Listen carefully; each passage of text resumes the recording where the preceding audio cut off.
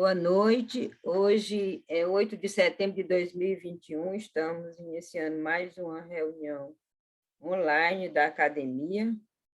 Eu passo agora a palavra para o acadêmico Janetson para conduzir a reunião. Pois então, muito boa noite a todos.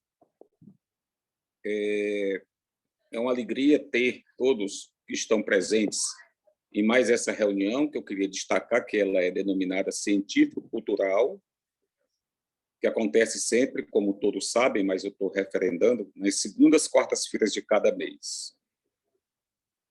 Mais uma vez, o professor e confrade Pedro Henrique Saraiva Leão me pediu para representá-lo, mas eu conversei com ele agora no sábado sobre a minha preocupação dele não estar muito frequente nessas nossas reuniões, e ele assumiu um compromisso conosco de que, a partir do próximo mês, isto é, já a partir deste mês, ele estaria presente em todas as reuniões da diretoria e nessa científico-cultural sempre que possível.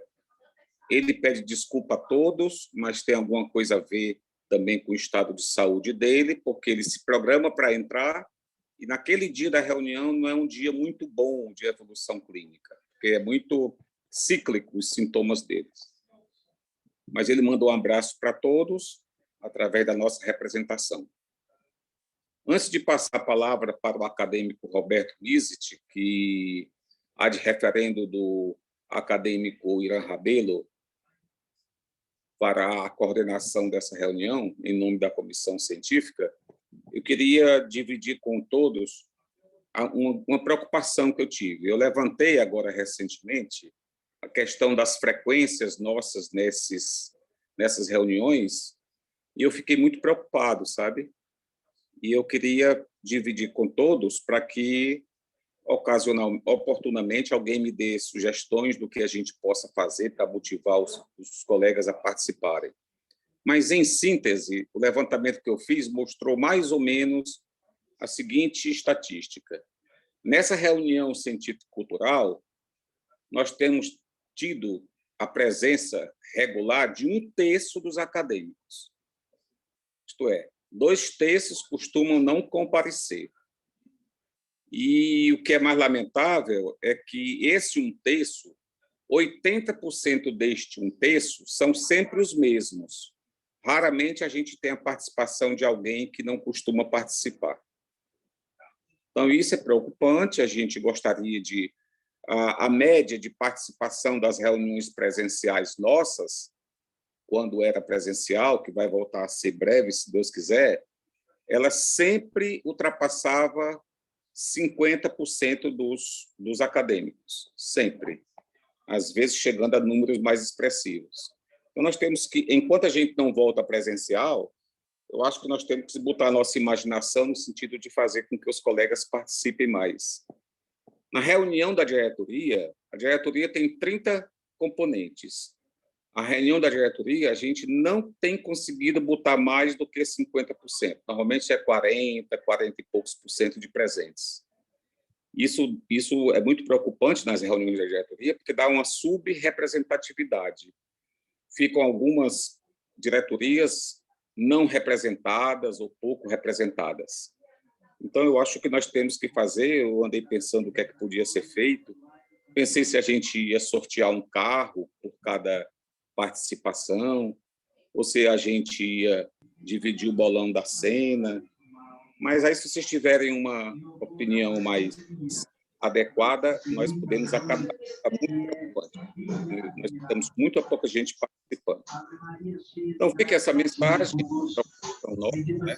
Eu levei isso ao presidente, ele concordou com essa preocupação, e eu, dito isso, eu queria passar a palavra ao acadêmico Roberto Misit, para que ele, a partir de agora, coordene a reunião.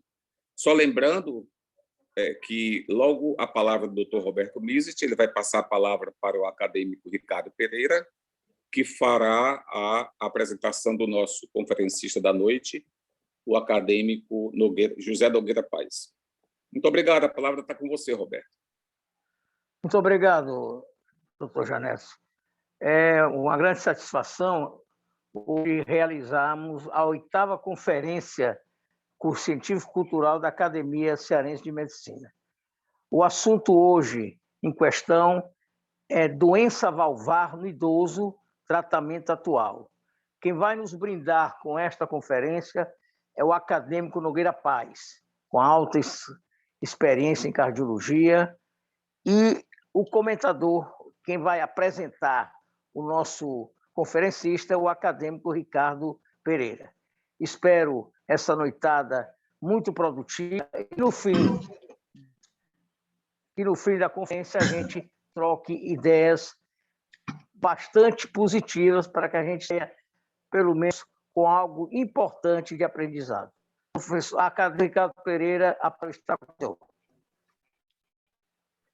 Boa noite a todos. Vocês me ouvem bem?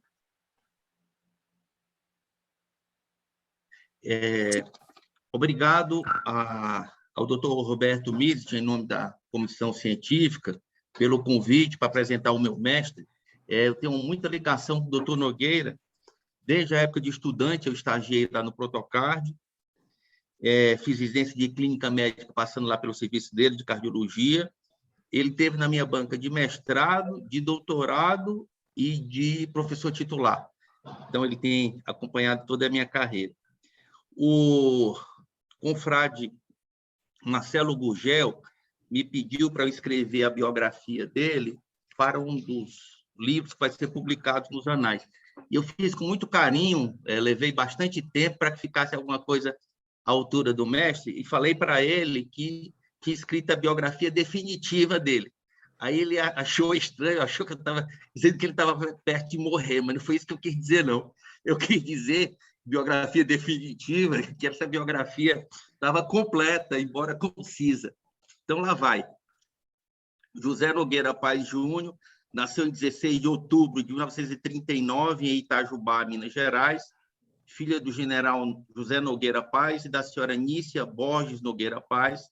Foi casado com a senhora Gilda Vilar Nogueira Paz, com quem teve 5 filhos, um deles o médico nefrologista, Dr. Fernando Nogueira Paz. Depois da morte da esposa, casou-se com a senhora Deolinda Dutra Nogueira Paz e teve mais 2 filhos.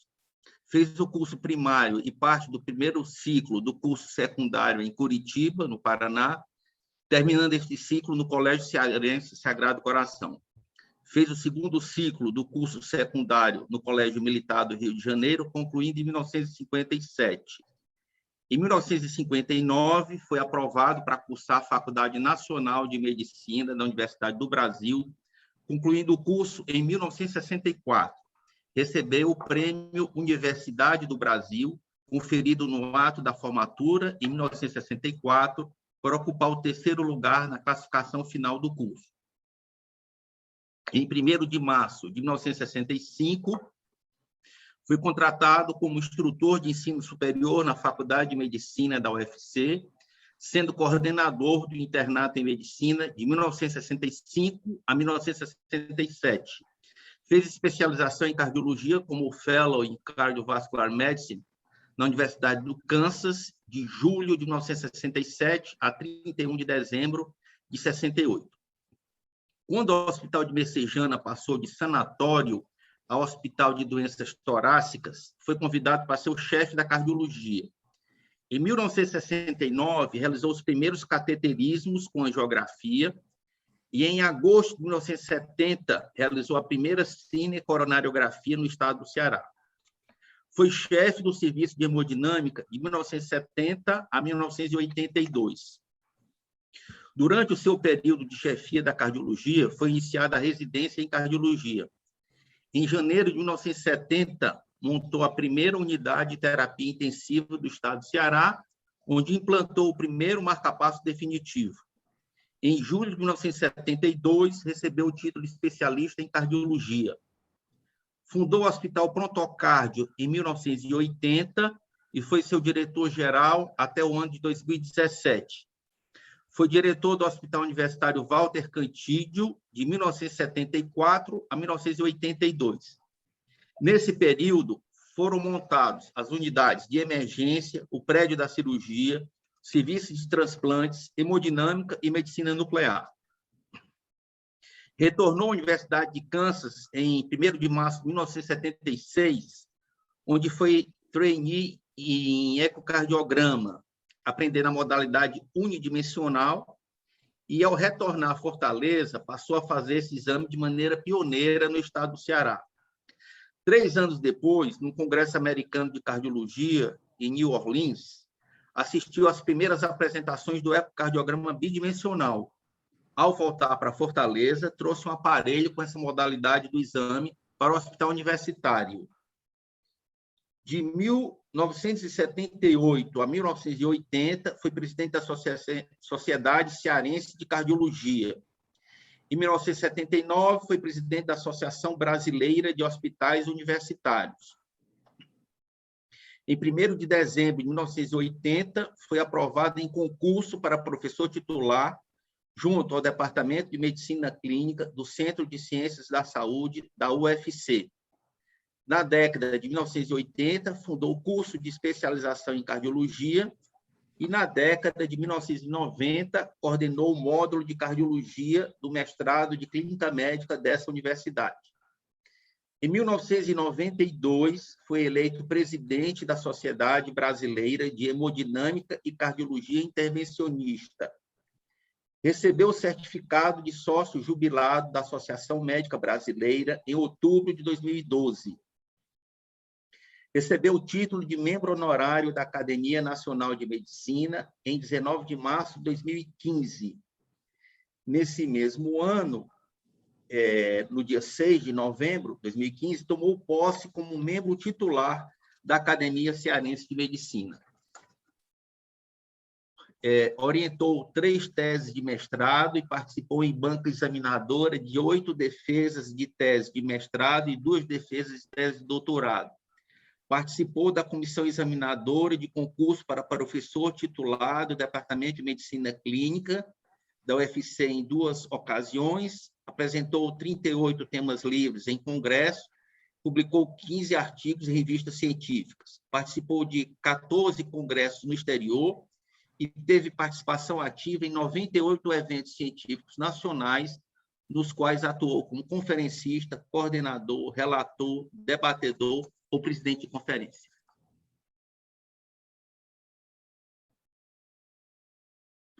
Passa a palavra ao nosso convidado, doutor Nogueira. Eu fiquei assustado com tantos detalhes. Na verdade, eu passei por tudo isso e fico surpreso de você ter conseguido pesquisar esses mínimos detalhes. Muito obrigado pela apresentação. Eu fico emocionado de ter um ex-aluno e companheiro e atual titular da cardiologia da UFC e fazendo essa apresentação. Hoje eu queria fazer uma discussão rápida sobre as patologias do idoso, as patologias orovalvares. Não vamos discutir doença coronária, nem aterosclerose periférica ou cerebral, que são bem conhecidas como doença do idoso, mas vamos discutir as doenças orovalvares, principalmente as mitrais e as aórticas, e das quais é importante acentuar que a válvula mitral, quando insuficiente, raramente você tem estenose mitral nessa faixa etária, mas a insuficiência mitral é um problema para o cardiologista clínico e para o cirurgião. E nós vamos, então, discutir o que de novo se faz nisso e nessa patologia. E também a válvula aórtica. A válvula aórtica tende a esclerosar com o tempo e um número significativo de indivíduos idosos, depois dos 65 anos, apresentam a estenose dessa válvula. Eu queria mostrar também, enquanto falava, um PowerPoint A Ana podia me dizer como é que eu faço? É só colocar o PowerPoint que entra, Ana? Já está liberado. Tem que apertar nessa teclazinha verde aí na barra embaixo. Na barra do Sei. Zoom tem uma tecla verde. Não, apareceu outro. Screen. Essa aqui. É.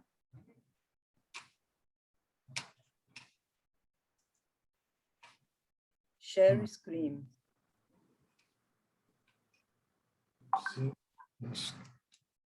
Pronto, deu certo. Está ótimo. Excelente. Então, nós vamos passar rapidamente sobre essas patologias e nós devemos acentuar que aumento da expectativa de vida do brasileiro, embora nesta pandemia nós tenhamos perdido um bom volume de idosos. Os dados que eu tinha da idade no Brasil mostravam que no ano 2020 nós teríamos em torno de 19 milhões de indivíduos acima de 65 anos. Em função disso, há um aumento importante dessas doenças. A progressiva perda de tecido elástico, o acúmulo de tecido fibroso e de cálcio na parede dos vasos, reduz sua elasticidade e aumenta a propagação de onda do pulso, o que causa aumento da pressão sistólica e aumento da pós-carga do ventrículo esquerdo. O diâmetro da aorta aumenta em torno de 1% ou 9% por década, e a pressão sistólica 1 milímetro de mercúrio por ano. As duas válvulas cardíacas mais frequentemente afetadas, como eu já citei, são a mitral e a aórtica. E vamos rever rapidamente essa anatomia, que é muito importante de ser vista. A válvula mitral consta de 2 folhetos, e o nome mitral vem do chapéu do Papa, a mitra, e são 2 folhetos que acoplam durante a sístole, impedindo que o sangue reflua do ventrículo esquerdo para o átrio esquerdo. Essa válvula consta basicamente de 4 elementos: o anel fibroso, onde ela se insere, os folhetos, que são de um tecido especializado, a cordoalha, que se prende a esses folhetos, e os músculos papilares. Então, uma patologia em qualquer um destes elementos pode levar à disfunção dessa válvula. Então, calcificações exageradas que podem ocorrer no idoso do anel mitral pode provocar insuficiência da válvula. Perfurações dos folhetos e uma degeneração mixomatosa, que não é rara e é bastante frequente, pode causar o que nós chamamos de prolapsos da válvula mitral. E esse, frequentemente, pode levar também a uma distensão exagerada da cordoalha e eventual ruptura. E, finalmente, as patologias dos músculos papilares, isquemia ou infarto, inclusive com ruptura do músculo papilar, pode causar uma insuficiência mitral muito grave. Aqui nós temos fotografias das cordoalhas, dos folhetos, e é preciso que a gente acentue que, embora a válvula aórtica parecesse, à primeira vista, que era a que mais sofria as pressões cardíacas, intracardíacas, na verdade, a válvula mitral é quem sofre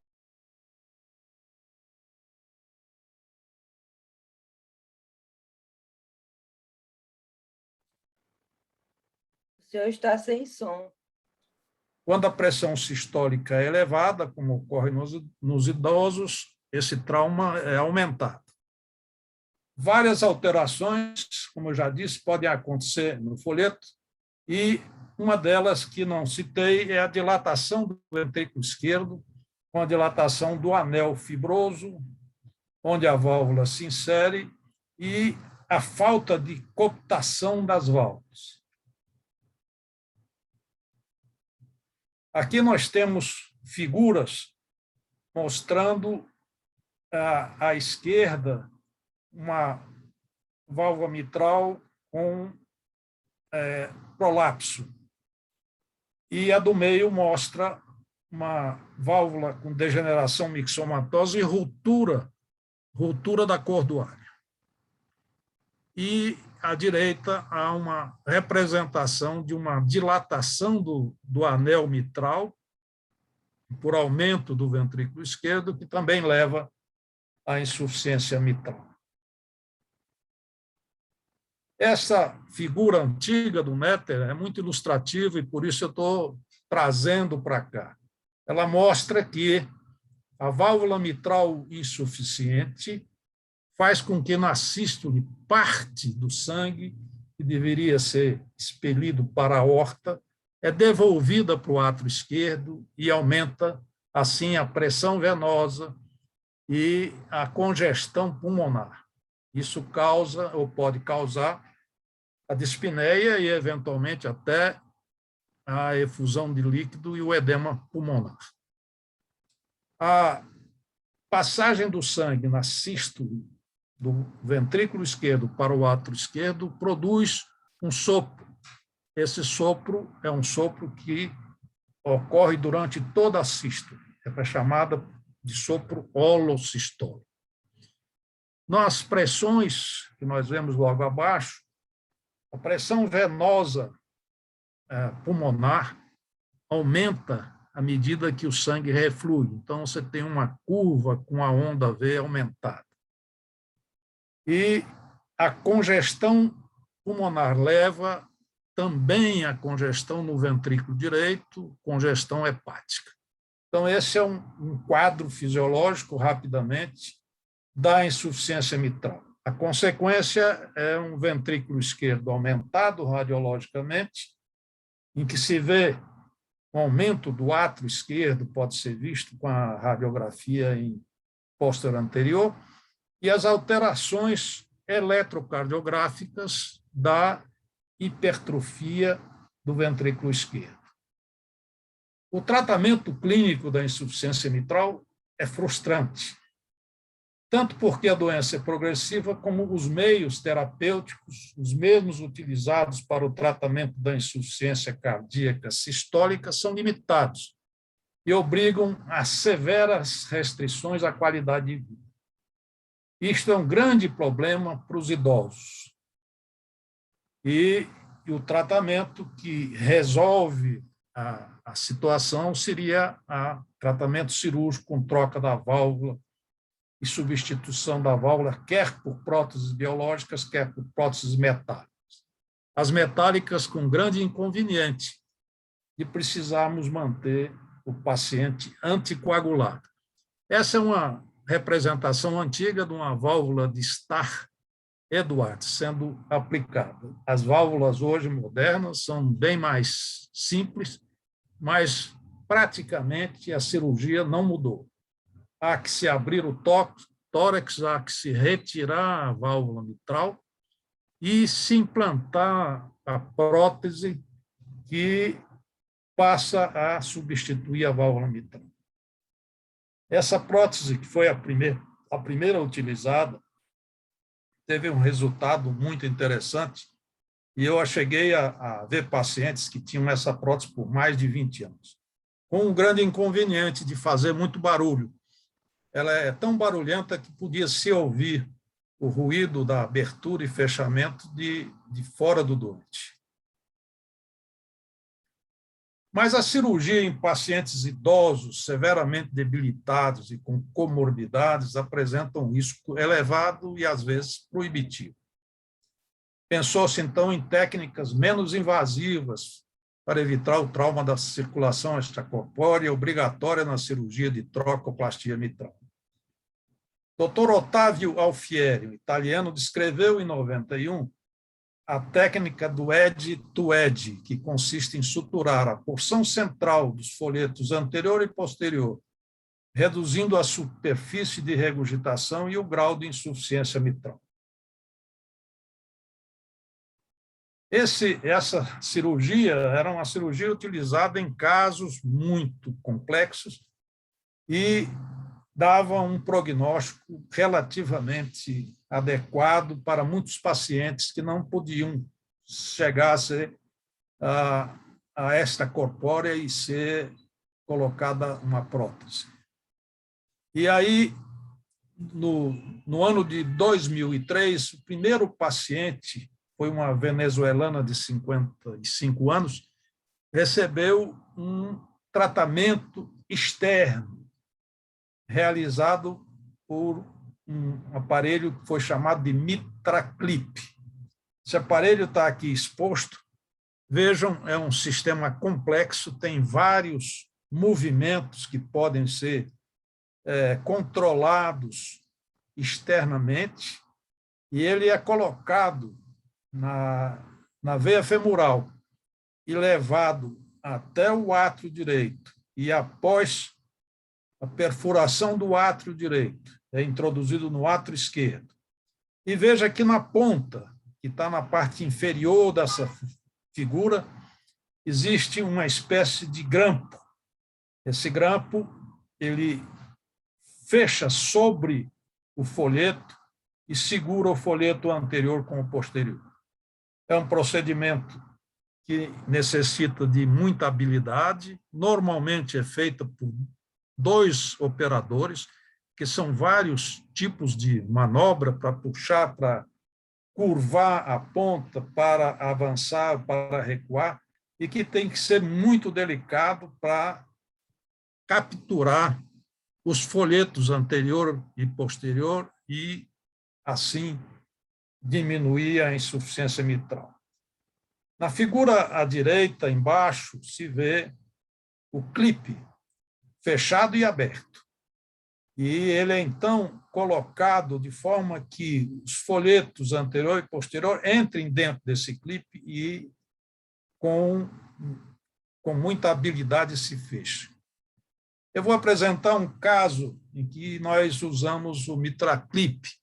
Era uma professora da UFC que nos procurou em dezembro de 94 com queixa de cansaço. Ela tinha tido um parto normal 40 dias antes e iniciou com dispneia, os menores esforços, procurou internamento. O raio-x mostrava aumento da área cardíaca, galope ventricular, o fígado aumentado, estertores subcrepitantes em ambas as bases pulmonares e edema de 2 cruzes nos membros inferiores. Havia no eletro uma sobrecarga tipo sistólica com isquemia anterior. A pressão era 95 por 70 milímetros e a frequência 110 batimentos por minuto. Iniciou-se o tratamento com furosemida, beta-bloqueador, captopril, digoxina AS, dieta sem sal e repouso. Ela evoluiu com regressão dos sintomas e, desde então, foi acompanhada por mim por 25 anos. Em 95, ela fez um cateterismo, uma biópsia do miocárdio em São Paulo, com laudo anatomopatológico sugestivo de miocardite crônica, com 20 linfócitos em 10 campos. Mas a imunofluorescência não tipicou nenhum vírus. Em 2013, o cansaço voltou. E foi descoberto também que ela tinha anemia falciforme e o sopro cardíaco acentuou. A fração de ejeção, na época, era 48%. Durante o ano de 2014, ela progressivamente piorou. O diâmetro do ventrículo aumentou e houve a complicação de que ela ficou viúva por morte súbita do marido, que era totalmente sadio. apresentou também palpitações e taquicardia ventricular não sustentável. Em janeiro de 2017, o eco mostrou trombo fixo no ventrículo esquerdo e foi iniciado o xarelto. E o eco mostrou um aumento importante da insuficiência mitral. Foi aumentado o diurético, exigido dieta rígida sem sal, e nós, então, indicamos um MitraClip. Aqui tem figurando o sistema, e veja o device atravessando o septo interatrial e penetrando entre o folheto anterior e posterior, e lá se fixando, causando uma abertura dupla da válvula mitral e diminuindo, dessa forma, a regurgitação. Então, esse era o método, e essa paciente foi sugerido que se submetesse a esse método para ver se, diminuindo a insuficiência mitral, ficava mais fácil compensar a insuficiência cardíaca. Esse era o ecocardiograma dessa paciente, mostra a insuficiência importante da válvula mitral, essa turbulência no átrio esquerdo, o ventrículo esquerdo bastante aumentado, e aqui o eco tridimensional. É importante que, nesses casos, se utilize essa técnica, que é uma técnica recente e que propicia que se veja a válvula como se fosse olhando diretamente para ela. É o eco tridimensional. E foi feito, e aqui se via a área de insuficiência bem visível. Nesse ecocardiograma se toma as medidas do comprimento do folheto e da abertura, para se ter uma ideia melhor de como capturar esses dois folhetos.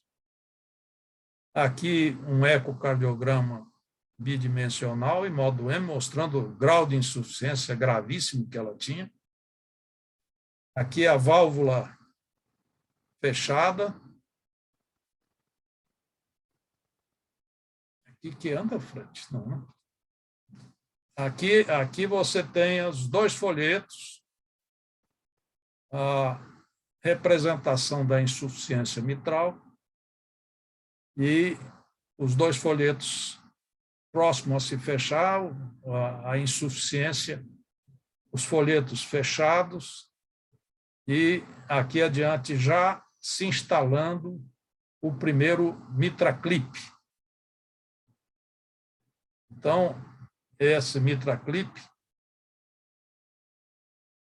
já está sendo colocado. Repara os dois folhetos, anterior e posterior, sendo unidos por esse MitraClip.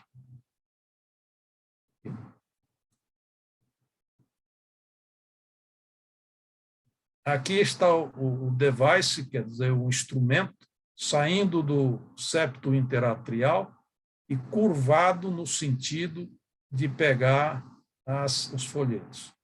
Aqui ele já sendo aplicado, e aqui a insuficiência após a aplicação.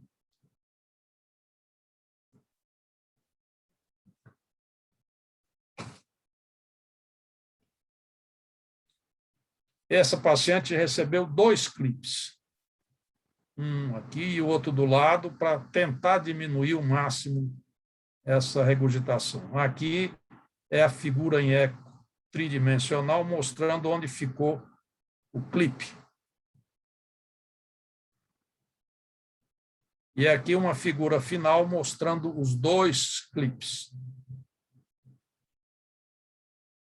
Bom, essa paciente teve uma melhora acentuada durante algum tempo, mas a função miocárdica dela era muito prejudicada.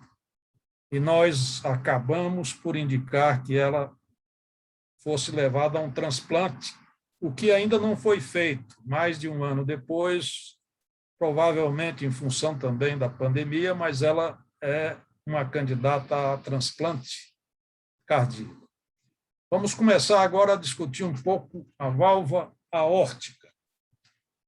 A esclerose progressiva da válvula aórtica é um fenômeno semelhante à aterosclerose do endotélio arterial, com deposição de lipídios, colágeno e cálcio, provocando progressiva rigidez da válvula, que, com o progredir da doença, não mais abre suficientemente durante a sístole, caracterizando a doença, a estenose aórtica.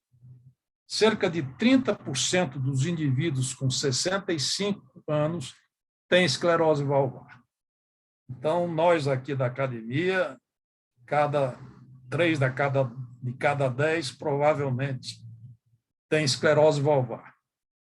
E 2%, isto é, um número bem menor, tem franca estenose. Os fatores de risco, como diabetes, fumo, hipertensão e dislipidemia, aceleram o processo. E as estatinas previnem essa alteração. Veja, um estudo de 5.000 indivíduos mostrou que a esclerose após 65 anos ocorre em 26% de homens e 22% das mulheres, e com estenose em 2%, em 2% global, 1% dos homens. À medida que a idade aumenta, a incidência também vai aumentando. Acima dos 85, nós chegamos a ter 4% da população com estenose aórtica clinicamente importante. Esse outro estudo de Helsinki mostra que, à medida que se envelhece, as lesões da válvula aórtica com estenose vão aumentando. De 55 a 74, temos 7%. De 71 a 76, 9%. De 80 a 81, 17%. De 85 a 86, 19% dos indivíduos têm estenose aórtica. E lembrando só a anatomia, a válvula aórtica é uma válvula tricúspide que se encontra no meio e aqui fecha totalmente durante a diástole. É muito importante levar em conta que ela, logo acima da válvula, saem as coronárias. Veja a coronária esquerda, a coronária direita e as 3 válvulas aqui embaixo. Essa anatomia da coronária é muito importante, porque no método inventado de se colocar prótese, tem que se ter um cuidado específico de não se fechar o ósteo da coronária, senão o paciente infarta durante o procedimento. Essas são as alterações, essa é uma figura clássica do Netter, mostrando a calcificação progressiva e alguns indivíduos com válvula que chegam à idade e o orifício da válvula vai gradativamente diminuindo. Essas são figuras reais, uma válvula bicúspide calcificada, uma válvula tricúspide calcificada e espessada com um orifício extremamente estreitado, esse também. E veja, o músculo cardíaco, o ventrículo esquerdo, se hipertrofia de tal maneira que a cavidade ventricular fica minúscula em casos muito graves. E é importante levar em conta que abaixo da válvula, acima nós temos as coronárias e abaixo nós temos o sistema de condução, o ramo esquerdo do feixe de His, e, se não bem aplicado o tratamento, esse sistema fica prejudicado, causando bloqueios atrioventriculares. A patologia, essa figura também clássica do Netter, veja o pulso da aorta mostrando esse gradiente, que é a diferença entre a pressão no ventrículo e a pressão na aorta. Aqui a válvula espessada, levando uma dificuldade de esvaziar o ventrículo, que se hipertrofia muito. Isso se traduz no eletrocardiograma pela grande hipertrofia. Aqui as pressões mostrando a pressão ventricular e a pressão aórtica, mostrando a diferença, o gradiente. E durante esse gradiente se inscreve o sopro da estenose aórtica, que é um sopro em diamante, típico da estenose aórtica. Ela tem uma característica interessante. A estenose aórtica evolui durante muitos anos assintomática. Esse gráfico mostra bem o indivíduo com estenose aórtica, com 40, 50, 60 anos, praticamente assintomático. Uma sobrevida idêntica da população geral. Mas, quando inicia os sintomas, a progressão para óbito é rápida. Em 5 anos, 5, 6 anos, a maioria dos pacientes que têm estenose aórtica sintomática falece. Aqui vocês veem que tem insuficiência cardíaca, morre em 2 anos, que tem síncope em 3, e os que têm angina chegam a morrer em 5, 6 anos. Então, essa é uma característica importante, e isso nos leva à necessidade de, na hora de se apresentar os sintomas, a gente não demorar a um tratamento. Esse sintoma ocorre quando o gradiente através da válvula atinge 40 milímetros ou a área valvar é 1 centímetro quadrado. Essa medida pode ser obtida por meios não invasivos pela ecocardiografia. Sintomas são angina, síncope, insuficiência cardíaca, dispneia. O tratamento clínico, vocês viram que a evolução é terrível e o tratamento clínico é de pouca valia, trata-se de insuficiência cardíaca sem grande resultado. O tratamento eficiente é o cirúrgico, com troca da válvula aórtica, que nos idosos, por fragilidade ou comorbidades, é impossível. E veja, a cirurgia realmente é muito traumática. Se abre o externo, se expõe o coração, se abre a aorta, se retira a válvula, se implanta a prótese e se fecha. Isso no indivíduo frágil, com comorbidades, é um procedimento proibitivo. Pela impossibilidade cirúrgica, outras soluções foram tentadas. Inicialmente, utilizou-se balões que, insuflados dentro da válvula, as quebrava e temporariamente aliviava a estenose. Mas, rapidamente, a estenose recuperava a sua forma anterior. Alain Cribier, intervencionista francesa de Rouen, foi quem primeiro realizou valvoplastia com balão em 1986, portanto, há mais de quase 40 anos. E verificou a sua ineficiência pela reestenose da válvula rapidamente. Ele utilizava um balão que tinha várias medidas em função do que se obtinha no ecocardiograma do diâmetro da válvula e que era colocado através da válvula e insuflado, quebrando a válvula. Esse método foi um método que teve pouca duração, pode ser usado num caso extremamente urgente, até se tentar o método do implante da prótese. Veja, o mesmo Alain Cribier realizou o primeiro implante transcutâneo na Universidade de Rouen, na França, em 2002. É, portanto, uma técnica recente.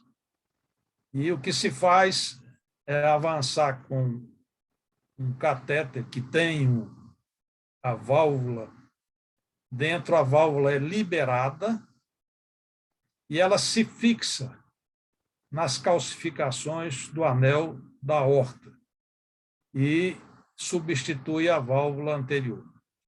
Essa é uma válvula estenótica num diagrama, e aqui é a prótese, que é feita ou com tecido de válvula de porco ou de pericárdio.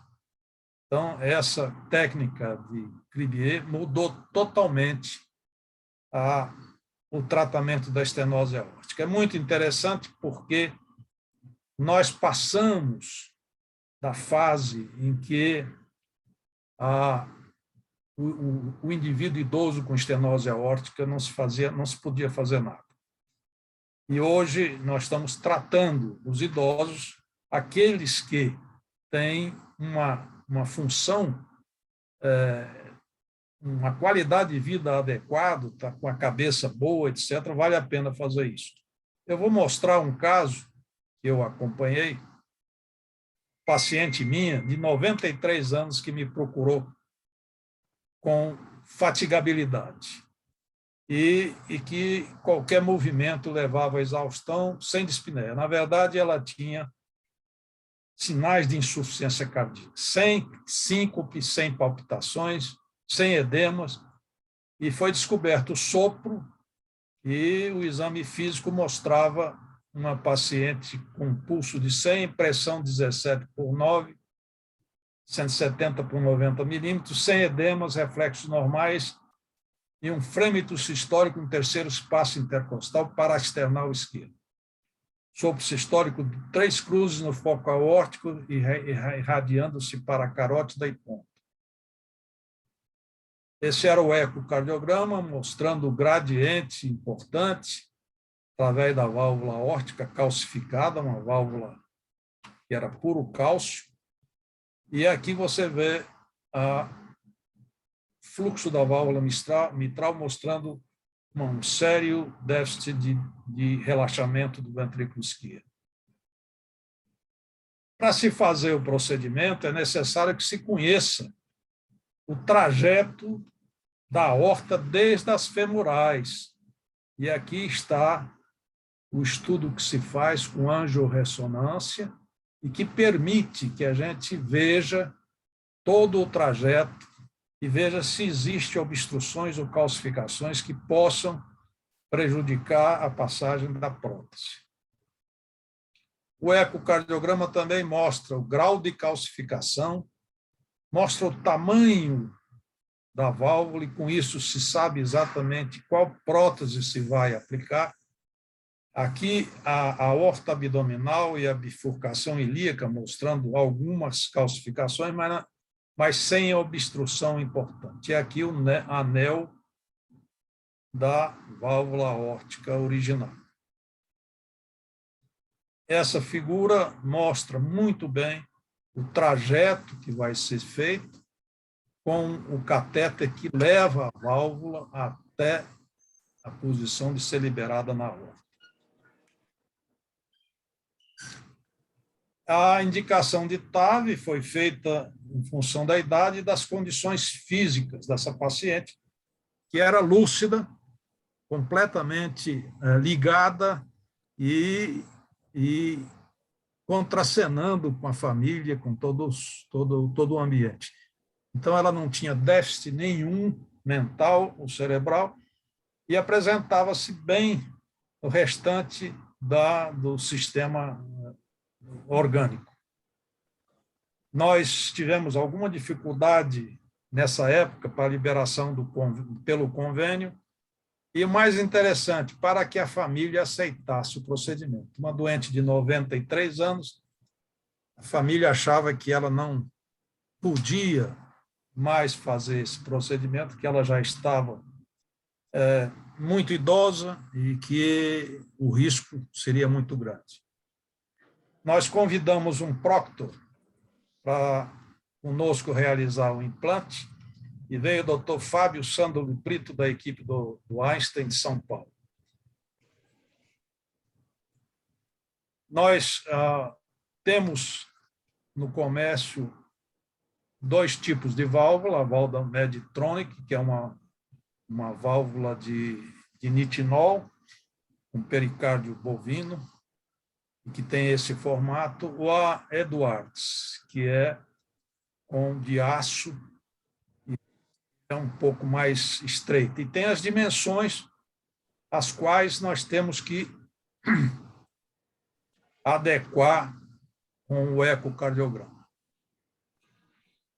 Para se fazer o procedimento, esse procedimento foi realizado ainda no prontocardio, é necessário uma estrutura bem adequada. Aparelho de hemodinâmica moderno, com 2 telas para você ter a memória, e um ecocardiógrafo constantemente, acompanhando cada momento do processo. E isso foi feito. Eu queria mostrar a imagem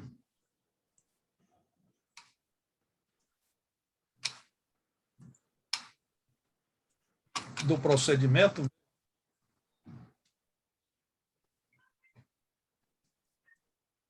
Essa é uma imagem já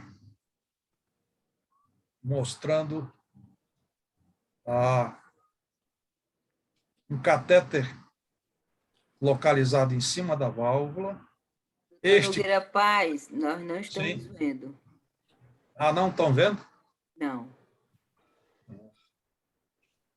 O senhor saiu, né? Tem que compartilhar de novo a tela, eu acho. É? É porque saiu, Fred. Tente sair e compartilhar de novo.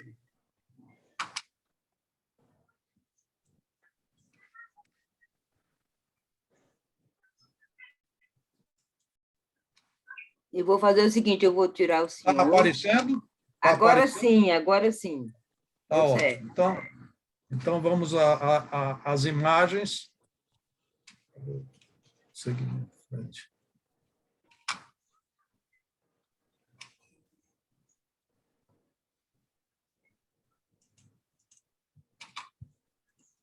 Está sendo visto? Sim. Tá ótimo. A primeira imagem em que se entra com um catéter e se vê qual é a situação da ilíaca, onde vai ser implantado o catéter. É o seguinte.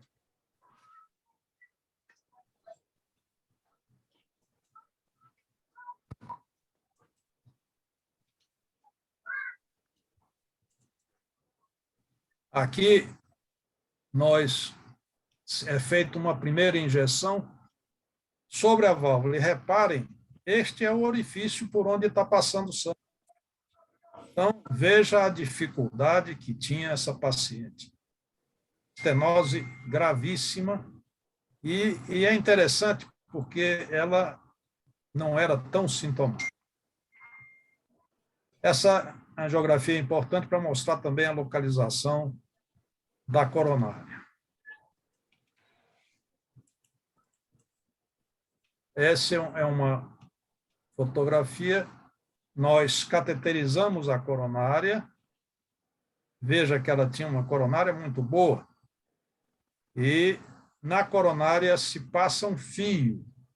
Aqui está um fio na coronária para que, se houver qualquer dificuldade, se houver uma prisão do ósteo, nós temos como colocar um stent imediatamente. Nesse ponto, nós estamos aqui, veja, com um catéter dentro do ósteo da coronária. Temos um na base da aorta e passamos um fio rígido sobre o qual nós vamos avançar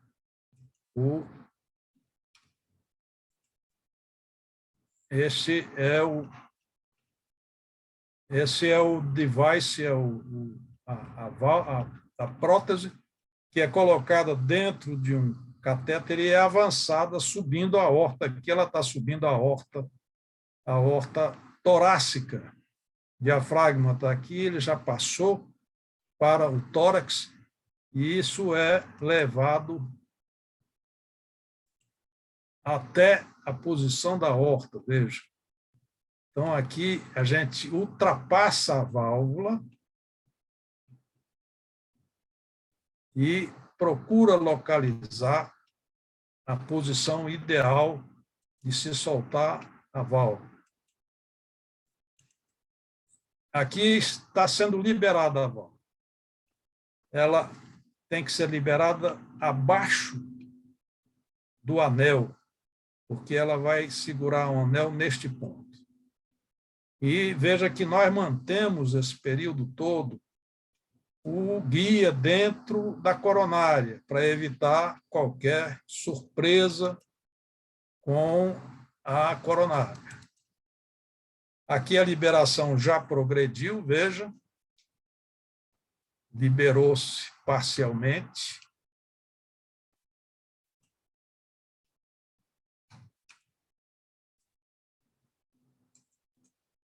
Está continuando a se liberar.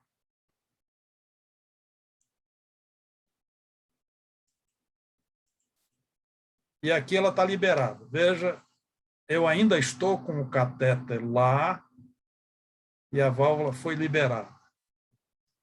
Isso aqui é o ecocardiograma transtorácico que acompanha o procedimento em todos os detalhes.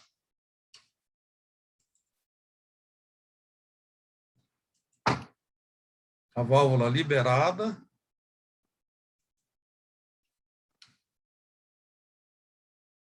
Totalmente. Não sei, já é outra. E os testes feitos mostram que ela está perfeita. Reparem que praticamente a insuficiência valvar é mínima. Há uma pequena insuficiência valvar. Repare que nessa altura eu já tirei o catéter e o guia de dentro da coronária esquerda. Foi liberado, não houve dificuldades, então não há necessidade mais. E aqui nós temos, então, a prótese sendo testada e ainda se fez uma dilatação para que o procedimento fosse terminado perfeitamente. Então, vamos voltar. Essa apresentação, essa paciente esteve recentemente comigo. Ela, nessa época, tinha 94 anos. Em dezembro, ela vai fazer 100 anos. Está perfeitamente lúcida, ativa, e realmente a gente vê que vale a pena. Ela ganhou aí mais de 5 anos de prognóstico ativo, e nós não podemos simplesmente, porque o indivíduo é muito idoso, condená-lo a morrer. Eu espero que essa apresentação tenha contribuído para esclarecer os nossos dignos confrades as técnicas atuais no tratamento dessas patologias valvares do idoso. Há progressos ainda vindo muito mais interessantes. Está sendo descrito um implante desse mesmo tipo de válvula na mitral, em indivíduos que têm anel calcificado que pode prender a válvula. Esse é um procedimento que está começando a ser implantado. Então, é possível que no futuro, grande parte dos nossos pacientes idosos possam ser tratados com bons resultados. Muito obrigado. Como é que eu vou? Muito obrigado, professor Nogueira. Muito esclarecedora a sua conferência. Eu vou deixar agora para algumas perguntas dos nossos confrades e confreiras ao professor Nogueira, acadêmico Nogueira Paz. Por favor. Ouvindo, Irã. Eu queria fazer uma advertência ao Janetson. Recentemente, eu fiz um relatório contando como está a minha situação atual. Eu vivo um período de grande instabilidade, onde eu não posso assumir compromissos.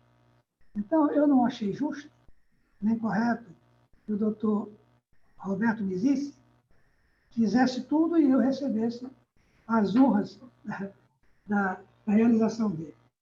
Inclusive, eu vi quando você disse área referente, não foi, não. Isso é o Roberto que está fazendo, eu já deixei de participar. porque eu não tenho mais condição de assumir um compromisso e garantir que vou realizar. Quer dizer, eu estou sempre... Às vezes nem pode vir para pior e pior. Por exemplo, agora eu estou na fase melhor, mas daqui a pouco eu volto a piorar. Bom, essa era uma coisa. A segunda coisa é que eu tive muito prazer, e quero, além de parabenizar o Nogueira, relembrar ele algumas coisas. Eu era acadêmico do 6º ano, quando o Nogueira chegou e começou a ensinar na Faculdade de Medicina, e, para surpresa e para felicidade minha, eu fiquei na turma dele. E aí nasceu uma aproximação, uma amizade.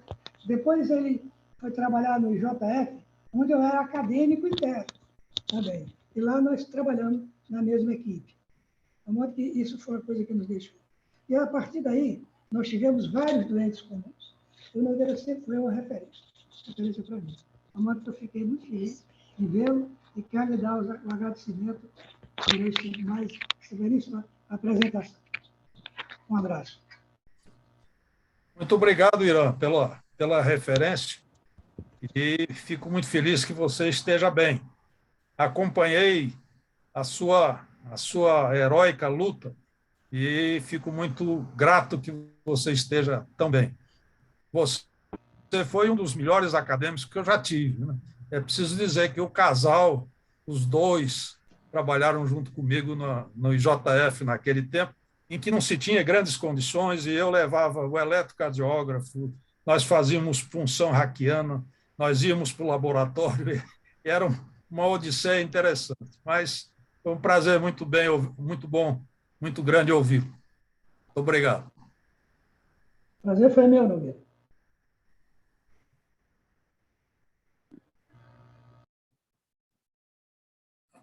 Parece que ninguém tem dúvidas ou perguntas a respeito. Queria falar. Sim.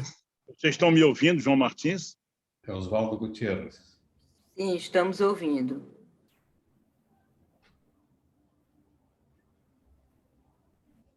Quem é João? Então, eu posso falar, João Martins? Posso?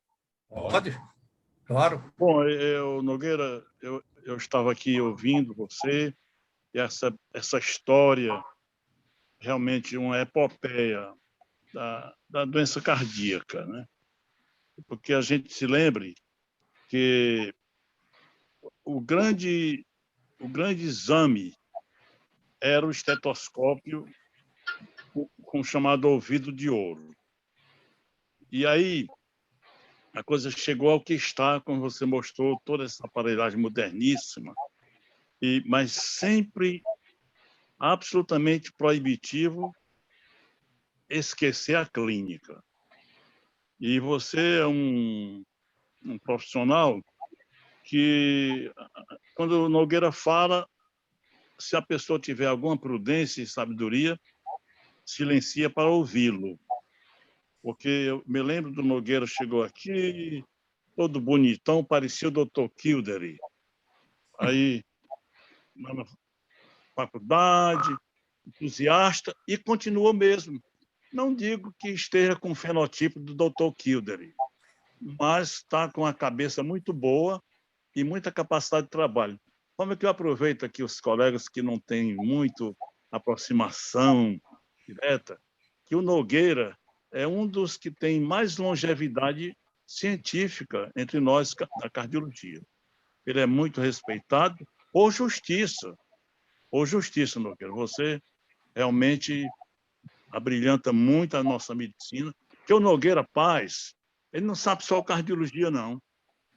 Ele é um indivíduo que sabe colocar uma peça no microscópio. Ele se aprofundou na histopatologia, que é muito importante. Eu estou assim repetindo para deixar bem claro a importância do Nogueira. A outra importância do Nogueira é que ele sempre foi pioneiro aqui, inovando. Sempre inovando. E outra coisa importante, dando apoio aos jovens competentes e trabalhadores. Isso é uma das características de grande qualificação profissional dele como professor. Além do mais, ele começou o processo de UTI aqui na Policlínica. O Irã sabe bem disso. O Irã é o clínico que está acompanhando tudo o Irã acompanha com alto nível. Quando eu vejo o Irã, eu logicamente me lembro do Paulo Marcelo, né? Que é a grande referência. Então, Nogueira, os parabéns. Eu me orgulho muito de ter tido a chance e tenho de aproximação com você. Você, de fato, merece todo o nosso respeito e nossa gratidão. Obrigado. Obrigado, João. Você além de ser um grande cirurgião e um excelente apresentador e discursador, você é uma pessoa que eu admiro muito. Então, muito obrigado pelas suas palavras. Posso falar? Posso falar? Fale, Oswaldo. Eu queria expressar aqui a minha felicidade em ouvir Nogueira Paes e demonstrando ainda um conhecimento muito, muito bom, mostrando uma técnica também didática para colocar isso, um assunto que realmente se tornaria até às vezes enfadonho para quem não se dedica a essa especialidade da cardiologia. Então, eu tive a felicidade também de conviver com Nogueira há algum tempo, trabalhamos juntos aí por um período na Policlínica antiga, né? Quando ele foi para os Estados Unidos, eu fiquei no consultório dele e realmente ganhei bastante com esse compartilhamento de ideias, né? E eu vi agora, que fiquei impressionado com essa técnica e tive a oportunidade de ver na São Carlos um paciente parente nosso com estenose aórtica e que fez esse procedimento. E realmente a abordagem terapêutica com esse método aqui que você mostrou é completamente diferente do trauma, né, que você tem na cirurgia aberta. Então, receba também meu carinho e meu respeito por essa aula que você acabou de dar. Obrigado. Muito obrigado, Oswaldo. Nós iniciamos essa nossa amizade há mais de 50 anos. E é uma amizade que eu prezo muito. Muito obrigado pelas palavras. Eu gostaria de dizer duas palavras aqui para o Nogueira Paes. Posso falar? Coordenação do... Bom, eu inicialmente queria parabenizar o Nogueira pela excelente apresentação que ele fez, assim, muito bem organizada, muito bem explicada, muito bem embasada, com figuras, palavras e citações científicas, não só na parte didática, mas também na parte científica, o que se coaduna, é coerente com a imagem que eu faço do Nogueira Paes, de uma pessoa assim, muito competente, dedicada, e uma pessoa que não se conforma com o status quo. Está sempre querendo avançar, está sempre procurando coisas novas. Eu não sei se o Nogueira se lembra ainda, mas quando eu voltei do meu PhD nos Estados Unidos, eu fiz o PhD em eletrofisiologia cardíaca, uma pessoa com quem eu interagi, não muito tempo, mas interagi, que me recebeu muito bem, foi o Nogueira. Ainda cheguei a dar algumas aulas num curso de especialização em cardiologia que ele mantinha lá no Hospital das Clínicas, né? De forma, Nogueira, que eu queria, assim, basicamente, lhe parabenizar e esperar que daqui a uns 10 anos você esteja fazendo uma nova palestra dessa para a gente, trazendo as novidades que certamente serão grandes novamente, porque eu tenho certeza que a robótica vai cada vez mais revolucionar esse campo e trazer coisas novas, né? E que você possa estar dando assistência às nossas válvulas esclerosadas, quando nós tivermos lá os nossos 90 e muitos anos também. Então, meus parabéns, viu? Obrigado, Henrique. Eu acho que nós trocamos muitas ideias, a eletrofisiologia chegou a me atrair. Eu fui o fiz alguns estudos eletrofisiológicos ainda em Messejana, mas era uma técnica que tomava tempo demais e eu estava muito ocupado para ficar preso à eletrofisiologia. Mas eu acho que você foi uma das pessoas que introduziram o conhecimento básico da eletrofisiologia e nós todos aqui temos que agradecer a sua atividade. Muito obrigado. Obrigado também. Eu queria me manifestar, Marcelo, quando for oportuno. Depois sou eu, Ana. Por favor, me inscrevam. Pode falar, Marcelo. Não, a doutora Helena pediu. Então, Referência para... depois você É, fala. o que eu vou falar é rápido. Eu queria dar um depoimento que o Nogueira é uma pessoa muito especial para tratar de idosos. Ele cuidou da minha mãe e, aos 109 anos, ela dizia, não, doutor, não morro porque o doutor Nogueira não deixa. Então, eu acho que essa paciente que ele apresentou aí, que vai fazer 100, ela vai continuar, porque ele não deixa a pessoa morrer. E tem outro médico aqui também nesse grupo, que a minha mãe, quando tinha qualquer problema respiratório, ela dizia, não, eu quero aquele doutor bonito. O doutor bonito era o doutor Plínio. Então, quer dizer, nós estamos cercados de pessoas de alto nível, do ponto de vista médico e solidário. Nogueira Paz é uma das pessoas mais solidárias que eu conheci na minha vida. E olha que a minha vida é mais longa do que a dele, que eu tenho mais idade do que ele. Mas eu, claro, não vou citar aqui nenhum dos episódios, mas é uma pessoa por quem eu tenho assim, um respeito e uma consideração eternas. E eu não queria deixar passar esse momento sem dizer isso. Obrigada. Helena, você é minha amiga, por isso é que você diz essas coisas. Mas, na verdade, sua mãe era muito especial para mim. Eu acompanhava ela e havia uma ligação muito grande. Ela chegava por minha causa, causar ciúmes nos seus irmãos. Tanto era a ligação que eu tinha com ela.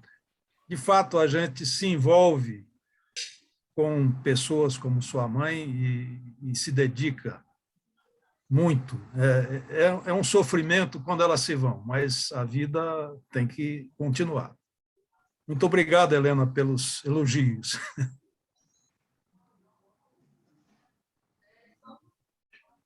É comigo? Depois do Marcelo, eu me inscrevo. Janedes. Boa noite a todos. Eu conheci o doutor Nogueira Paz quando estudante de medicina. Ele estava à frente da direção do complexo hospitalar da UFC. Eu estava prestes a terminar a faculdade e fui eleito para representar os acadêmicos no conselho do HU. E já o conheci como uma pessoa muito dinâmica, muito proativa e proativo na época. Depois, nós nos reencontramos nesse curso de especialização de doenças cardiovasculares que ele criou, especialização em cardiologia, e ele me deu a oportunidade de ministrar a disciplina de epidemiologia das doenças cardiovasculares, que eu fiz mais de uma oportunidade nas várias vezes que o curso foi ofertado. Eu queria dizer que, em relação ao que o nosso ilustre cardiologista falou no começo, a respeito do currículo do Dr. Nogueira, quando nós estávamos fazendo o livro dos patronos e tínhamos intenção também de fazer membros titulares, mas o livro dos patronos já estava com muitas biografias e o de membros titulares, mais do que dobraria o tamanho do livro, não teria recurso suficiente para tal. E nós fizemos aquela edição em capa dura, fui o organizador da obra, não o autor, e o dinheiro para dar seguimento do que seria o segundo volume dos membros titulares não seria suficiente e a academia teve outras necessidades. Nós tínhamos em torno de 15 mil, se gastou quase 9 mil, não daria para fazer o segundo volume. Nós estávamos com um livro bem adiantado e continuamos com o livro na expectativa, com cerca de 2/3 das biografias de todos os membros titulares, vivos e falecidos, já estão compiladas. Uma dessas biografias que eu reputei como uma das melhores, mais completas, não definitiva, foi a do professor Nogueira Paes, que foi perfilado pelo seu discípulo Ricardo Pereira Silva, porque o acordo que se tem é que as biografias não sejam autobiografias, mas biografias terceirizadas, elaboradas por colegas com o consentimento, com a anuência, para não ter dissabores, o perfilado tem e convém que ele revise. E, de fato, o que o confrade Ricardo nos ofereceu é uma biografia muito completa, e eu lamento que o livro ainda não esteja concretizado em termos de obra, mas ele vai ter um impulso agora, foi o que eu falei para o Ricardo, é que nós vamos aproveitar o site da academia, essa homepage, que vai ter uma área só das biografias dos membros titulares. E aí eu creio que o fato vai servir como lindeiro, assim, o fato de alguns já estarem inclusos nas suas biografias, vai instigar que outros queiram ter a sua biografia. Então, me parece que, à medida que nós formos colocando as biografias, teremos mais ânimo para que colegas que estão devendo biografias possam completar e nos passar, porque vai ficar na página da academia e, ao mesmo tempo, vai servir para a edição do livro, no modelo daquele outro em capa dura. Eu aproveito o momento para concluir, para lembrar o nosso confrade da responsabilidade que paira sobre todos os nossos conferencistas e que me enviem a conferência com um texto corrido, pode até ter algumas ilustrações que sejam prementes, para a inclusão dos anais a ser publicado em 2023, daqui 2 anos, mas ele vai cobrir o período até 2022, de modo que eu fico no aguardo desse envio. Muito obrigado. Muito bem, de acordo. Mandarei o escrito. Coordenador Roberto Mises, eu posso falar? Depois do Janessa, eu gostaria de falar também, Sebastião. Pois não, Ok. Janessa, pode falar. Ok, eu queria me reportar a 2 acadêmicos. Primeiro, ao acadêmico Irã Rabelo. Eu fui citado por ele, então eu gostaria de respondê-lo.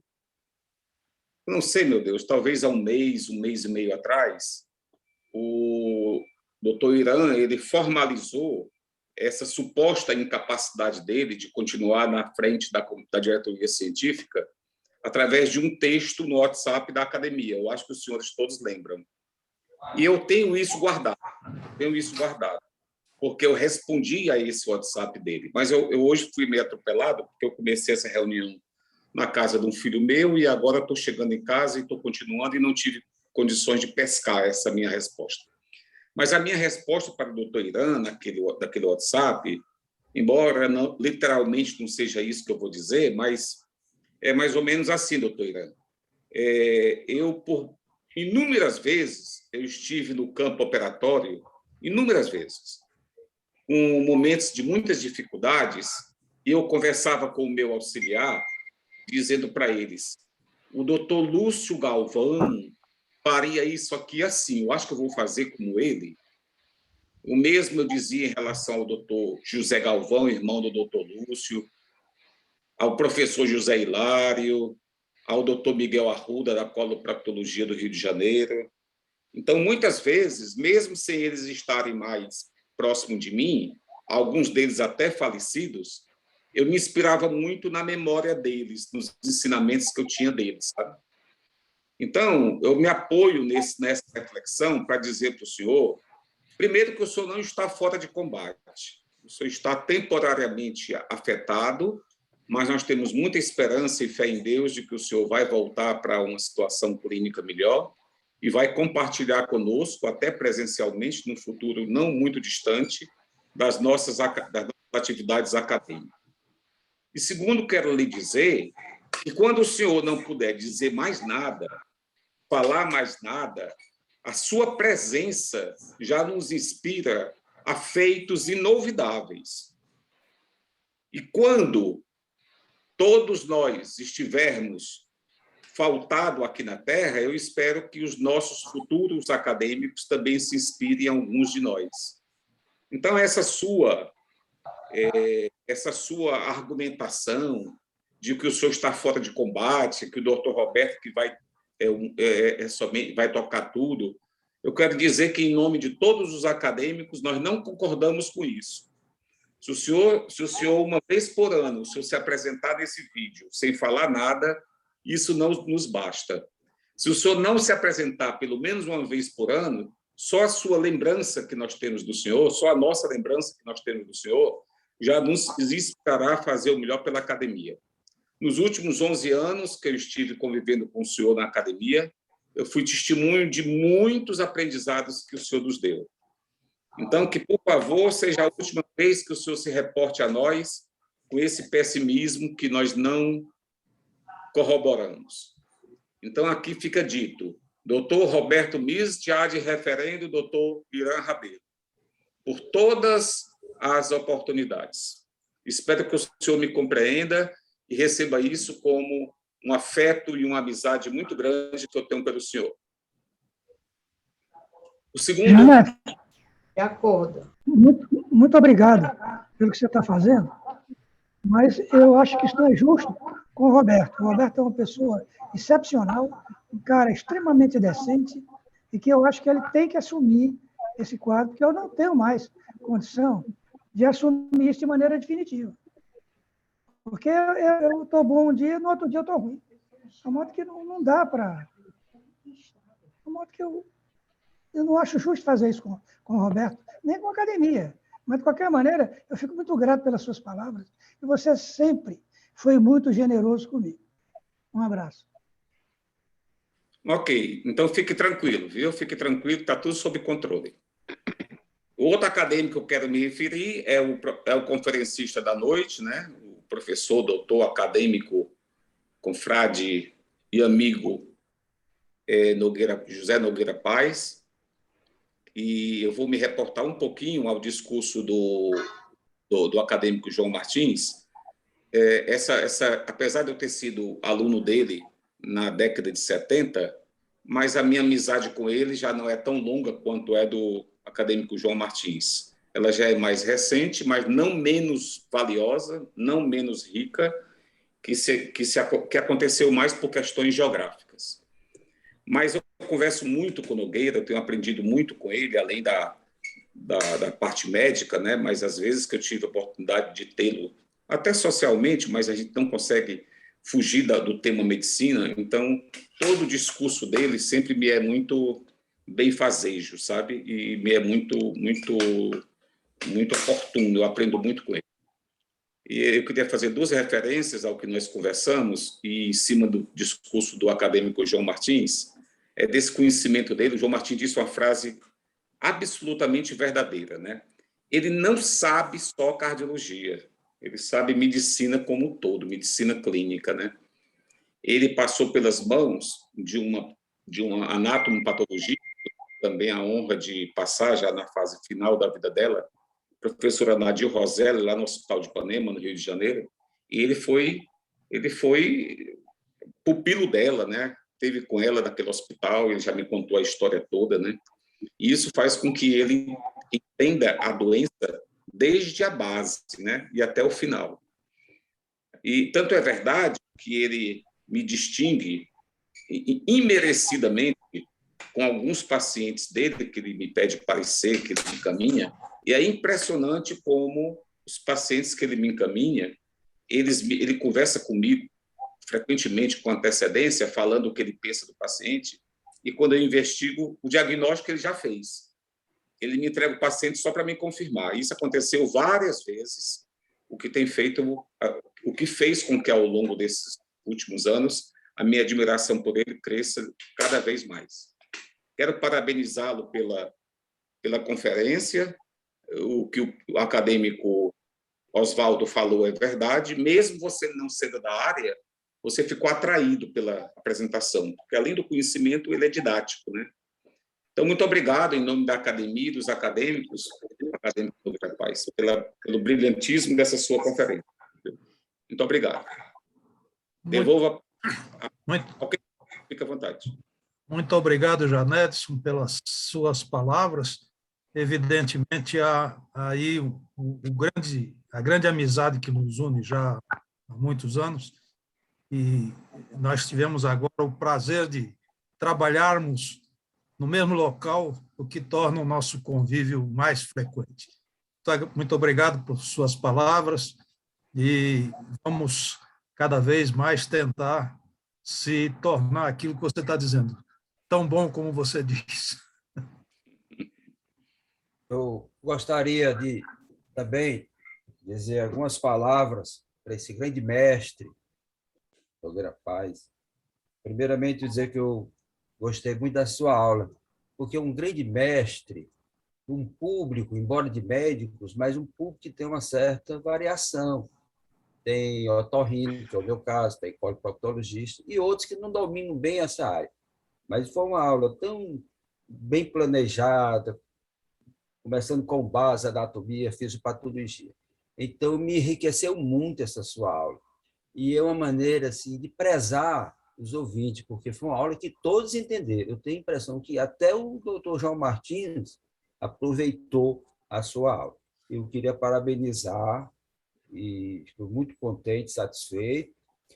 E eu vou aproveitar uma expressão, uma palavra, um vocábulo muito importante que a doutora Helena falou, que você é solidário.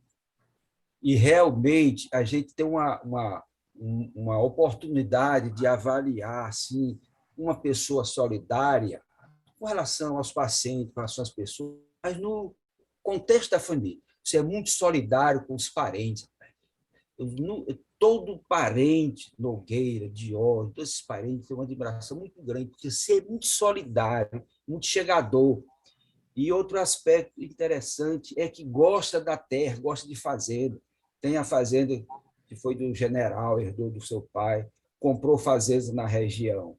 E enquanto eu admirava a sua aula, eu disse, rapaz, esse cientista, esse estudioso, se ataca daqui dos Estados Unidos para estudar, se aperfeiçoar, traz equipamento para fazer exame, é pioneiro em várias atividades no ramo da cardiologia, e, ao mesmo tempo, é um homem que tem a iniciativa e tem a humildade de fazer um açude, do cocuruto numa serra em jumento, porque a máquina não alcança lá.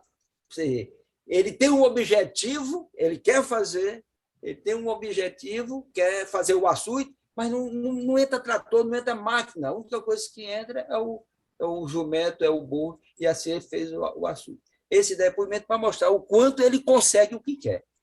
Muito inteligente, e é uma honra muito grande você ter sido meu professor e também meu parente. Meus parabéns. Muito obrigado. Você está lembrando a nossa ascendência e o nosso atavismo, essa ligação com a terra e com o gado que é da família. São mais de 300 anos de ligação naquela terra, que é uma terra seca, todo mundo olha e diz que eles vêm aqui, mas nós temos amor àquela terra. E ao povo de lá, de forma que o que você disse, realmente, quando eu posso, eu ajudo o povo de lá. Muito obrigado pelas suas palavras. Eu queria fazer um comentário. Dr. Roberto Mises. Pois não? Pois não, Plínio, pode fazer, à vontade. Muito boa noite a todos. E, inicialmente, eu gostaria de parabenizar o professor Nogueira Paz pela belíssima apresentação, muito didática, de muito fácil entendimento a aula dele. E, doutor Nogueira, eu tive o prazer de conviver com ele ao longo de muitos anos, no Hospital Universitário, Walter Cantídio, no Protocárdio, no qual eu fiz parte do corpo clínico como plantonista do hospital. Aprendi muito com ele. E, realmente, o professor Nogueira é uma pessoa que faz parte da história da cardiologia do estado do Ceará. Ele é um desbravador em todos os passos evolutivos da cardiologia em nosso estado. E é uma pessoa de extrema capacidade, inquieta, então, ao longo da sua vida, mostrou essa inquietude em trazer coisas novas para a nossa cardiologia, e ele o fez com muita propriedade. E, realmente, professor Nogueira, eu gostaria de agradecer por tudo que o senhor representa para a gente, o que representa para a medicina do nosso estado, e mostrar essa satisfação e esse prazer de ouvir essa bela aula, essa bela apresentação que o senhor fez e nos brindou no dia de hoje. Um abraço muito forte, o meu reconhecimento à sua pessoa e toda a sua capacidade. Muito obrigado pelas suas palavras. E a admiração, evidentemente, é mútua. Nós convivemos muito de perto no Departamento de Medicina e no Hospital Universitário e também no Pronto-Socorro. Sempre foi um grande prazer contar com a sua eficiente atividade médica. Muito obrigado. Mais alguém quer a palavra para o professor Nogueira?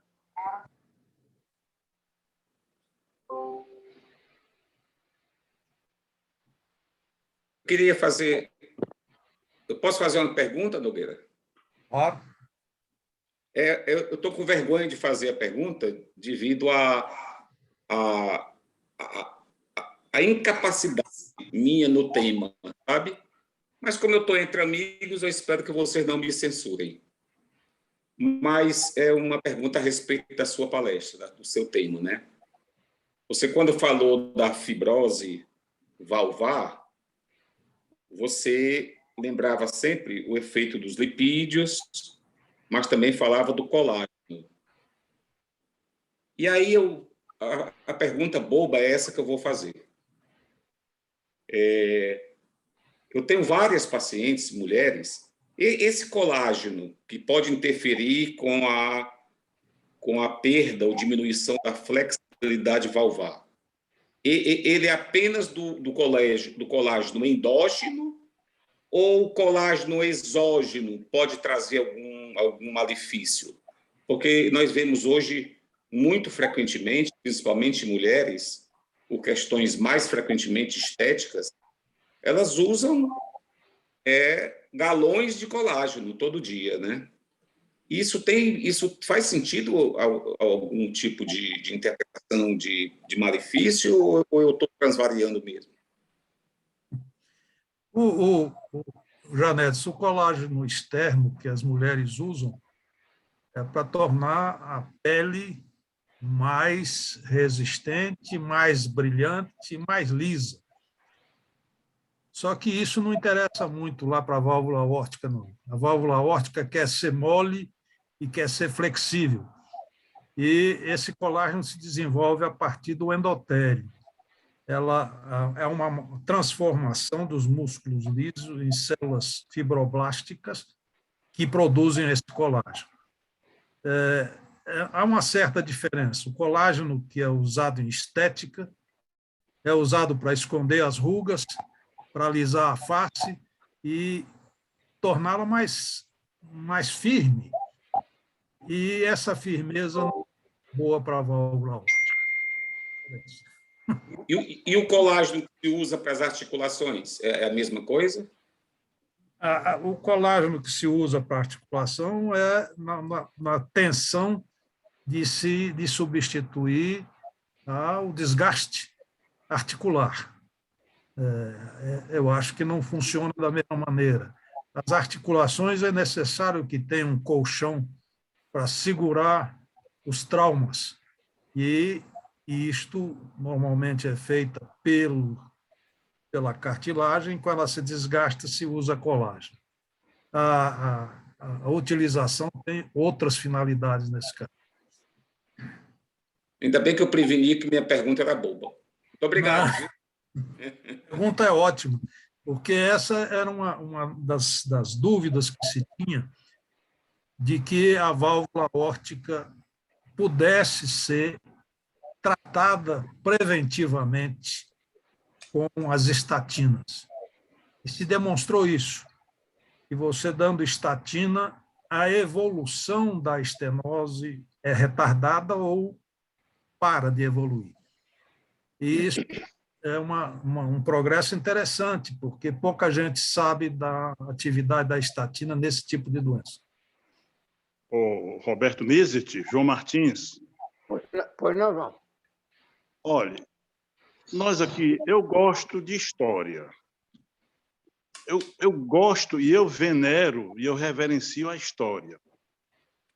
Isso é uma coisa que em mim sempre emerge com frequência alta.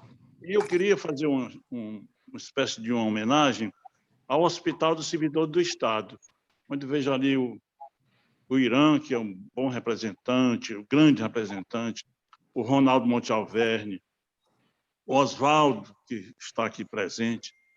E lá existia um cardiologista, esse cardiologista muito estudioso, aquela personalidade que chamo hoje de nerd, N-E-R-D. Aos nerds e aos lerdos, né? Então, esse nerd estudava muito tudo. E ele estudava, e eu gosto de dizer, como cirurgião, que a clínica é soberana. Até eu gosto de associar. A clínica, à semelhança das mulheres, continua soberana. Quem não acreditar nessas duas soberanias vai se dar mal na vida. Por mais tecnologia que tenha, a clínica ela é soberana de maneira geral. Pois esse cardiologista dos servidores só queria estudar. Mas levaram para Minas Gerais e lá ele foi para uma festa, para um congresso, e houve uma festinha social e fizeram que ele dançasse lá com a moça. E não sei porquê, não sei se foi mais iniciativa da moça ou dele, deu para ele sentir, ao dançar, que a moça tinha um frêmito. Frêmito. Aí ele disse assim, olhe, procure seu cardiologista, que deve estar acontecendo alguma coisa com sua válvula mitral. Isso é para mostrar como a clínica é importante, até mesmo durante uma dança. Com todo o respeito. Boa noite. Boa noite. João Martins, eu acredito que esse dançar foi bastante aproximado, para ele sentir o frêmito.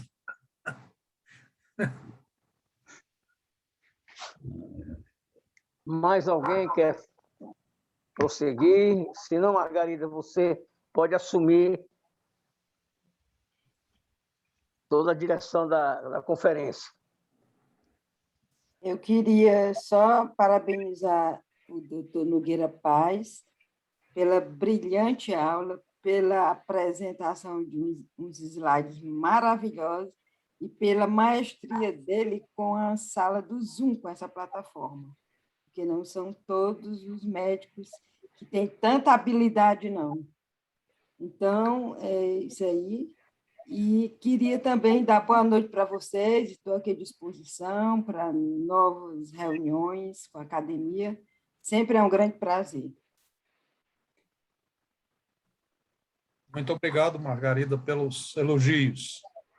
A sua ajuda é nas nossas reuniões. Continue assim. Obrigada também. Se não tiver mais ninguém para falar alguma coisa, eu posso encerrar a reunião? Fechar a sala?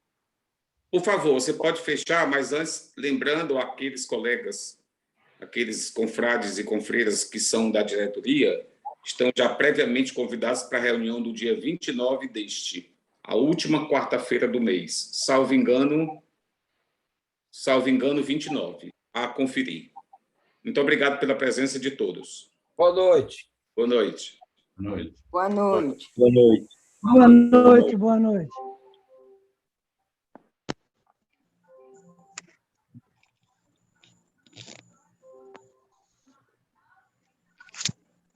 Vou encerrar agora.